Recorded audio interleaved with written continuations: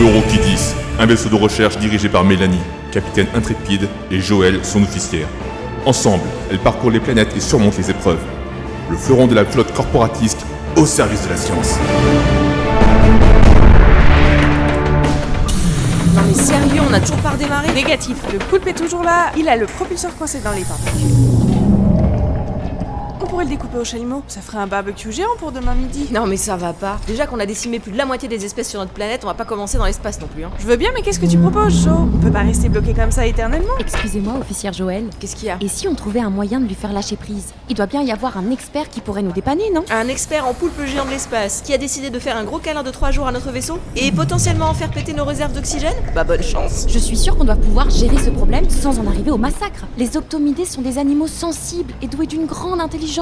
Les octo quoi? C'est une espèce de poule qui s'accroche aux débris spatiaux et qui craignent la chaleur. J'ai lu des trucs là-dessus. Et puis ma mère était une entraîneuse d'animaux marins, donc quand mon père avait trop bu, j'allais m'enfermer dans la chambre pour étudier avec elle et puis... Ok, bref. Ok, on va demander au mécano de nous sortir une combinaison et un chalumeau. Non mais tu déconnes. J'ai dit que c'était pas une option de lui brûler les tentacules. De toute façon, il s'accrochera à autre chose. Les octomidés sont connus pour ça. Alors, qu'est-ce que tu proposes? Si on libère un réacteur secondaire, on peut faire avancer le vaisseau en mode urgence, non? On est proche de la ceinture de Skelas. Et il y a plein de micro-trous noirs qui absorbent les déchets et les rejettent un peu plus loin. Attends, tu veux qu'on se balance dans un trou noir pour gagner de la vitesse?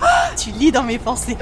Si on arrive à détacher un propulseur secondaire, on peut être sûr que le poulpe va se retrouver à faire force d'opposition à la vitesse et se détacher de lui-même. Alors là, on pourra enclencher le réacteur principal, s'éloigner de lui et sortir du trou noir. Il se fera recracher de l'autre côté du trou un peu plus loin, mais il sera indemne. Ok, ça se tient. Ça se tient pas du tout. Attends, mais comment on libère le réacteur secondaire? On vient chatouiller le poulpe gentiment au chalumeau, justement. Et allô, qu'est-ce que j'ai dit?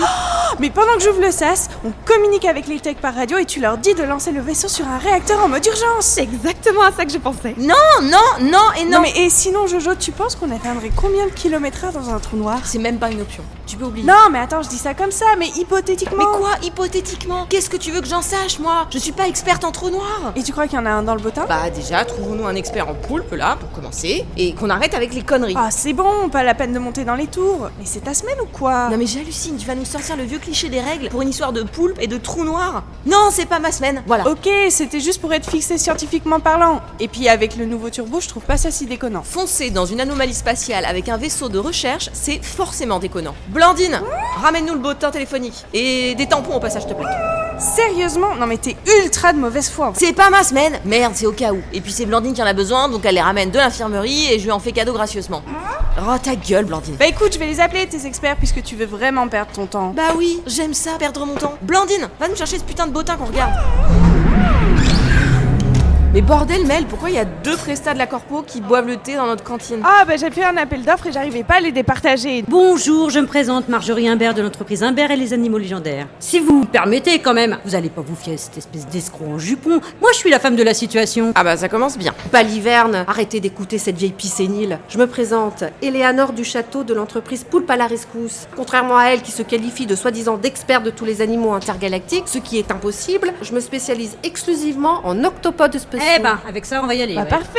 On va faire une petite réunion et écouter ce que vous avez à dire alors. Et puis avec l'équipage on fera un vote final hein. Oh non, pitié. Bon, alors, j'ai élaboré un plan en 3 actions. Tout d'abord, les poulpes communs utilisent leur bec pour percer les coques de coquillage. Donc, on va attendre gentiment de voir apparaître leur bec à la surface. Pendant ce temps-là, on va se faire un petit café. Je fais des lattés citrouilles à tomber. Ensuite, quand le poulpe aura fait apparaître le bout de son bec, action 1, glisser un somnifère sous sa langue et attendre qu'il s'endorme. On pourra alors se refaire un petit café en attendant. Sinon, j'ai amené un bon petit vin de paille. Ouais non mais là attendre qu'il perce la coque du vaisseau ça va pas là. Ah mais vous avez pas le choix. Alors ensuite on continue, action. Non mais regardez là cet escroc avec sa technique stupide. On en a pour 6 heures. Parce que vous avez une meilleure option, vous. Vous avez même pas de quoi vous occuper de l'équipage le temps de vos procédures à la con. Ah bah oui, moi mes procédures à moi elles prennent pas 6 heures. Bah alors allez-y, j'écoute. Exposez-nous votre plan génial, j'aimerais bien vous entendre. Ah bah oui. Ça c'est même pas que les poulpes sont particulièrement sensibles aux chatouilles. Et vu l'épaisseur de la peau des spécimens de l'espace, il faut y aller avec des instruments un peu élaborés. Je propose le must des accessoires. La fourchette à poulet. La fourchette à poulet? Oh là là, mais ça va pas bien les niaiseries là. L'oxygène baisse pendant qu'on tape la causette sur des sujets débiles comme ça. Mais oui, bien sûr, la fourchette à poulet. Avec ces 2 pics, nous pouvons faire 2 paires de tentacules en même temps. J'en ai ramené 25. Il faudrait ouvrir le sas le plus proche des tentacules et commencer à le chatouiller avec la fourchette à poulet. Bien entendu, il faudrait qu'on soit plusieurs à le faire, hein. Attendez là, on peut pas se permettre de dépressuriser le vaisseau comme ça fait pas de sens. Et puis moi j'ai pas assez de combi pour les hommes pour Bon, qu'ils sortent alors, comme ça. comme je le disais, action 2. Écoutez-moi. Nous ouvrons les sas pendant que le poulpe est endormi. Je l'attaque au lasso électrique électrique pour dégripper les tentacules. Et ensuite, on y va, on continue avec la fourchette à dessert. On a dit détacher le poulpe en douceur, pas le frire sur place, espèce de grognasse. Qui c'est qu'à traque de grognasse, un mollusque répugnant. Ah, ça aime pas les mollusques, ça veut s'occuper des problèmes de poulpe. Les poulpes, c'est pas des mollusques, c'est des invertébrés. Vous le sauriez si vous aviez passé un peu de temps à Ah, l'école. mais sachez que les mollusques sont aussi des invertébrés, espèce d'ignare, arnaqueuse, qui connaît même pas ses sous-espèces et qui se dit experte en animaux légendaires. Wow, on se calme là. Ah bah on voulait de l'argument, en soi on est servi là. Franchement, j'aime encore mieux l'idée du trou Y a noir. pas d'idée du trou noir. On va dégager cette bestiole et on va le faire de préférence d'une manière qui nous désintègre pas tous. Bon bah départagez les deux foldingues. Moi je vais vérifier la pression des sas. Bon alors, filer un bon bec au mollusque ou bien lui faire des guillis. Tu vois clair là-dedans toi? Eh bien, les deux solutions se valent, mais Attention l'équipage, ici votre capitaine. Activation des réacteurs secondaires imminente. Mel, tu fais quoi là? Mel, pourquoi tu nous diriges vers l'avant? Préparation du propulseur principal. Mel, je croyais qu'on avait dit que les trous noirs c'était seulement hypothétique. Non, toi tu l'avais dit. C'est mon vaisseau. Ah, attends. Préparation vitesse d'urgence, 3 degrés tribord.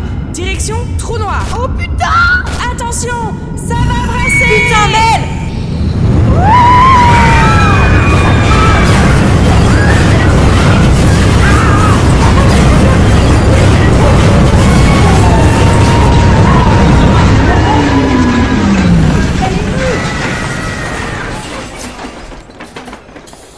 on dirait qu'on a largué le poulpe. Putain, c'était un putain de bon turbo. Non mais je pensais pas qu'il tiendrait la distance. Je me disais qu'il allait nous lâcher en plein milieu du trou noir, mais faut que je félicite les fabricants. T'es complètement dégénéré, hein. T'as failli nous tuer. Bah attends, en attendant, on a un problème en moins sur les bras.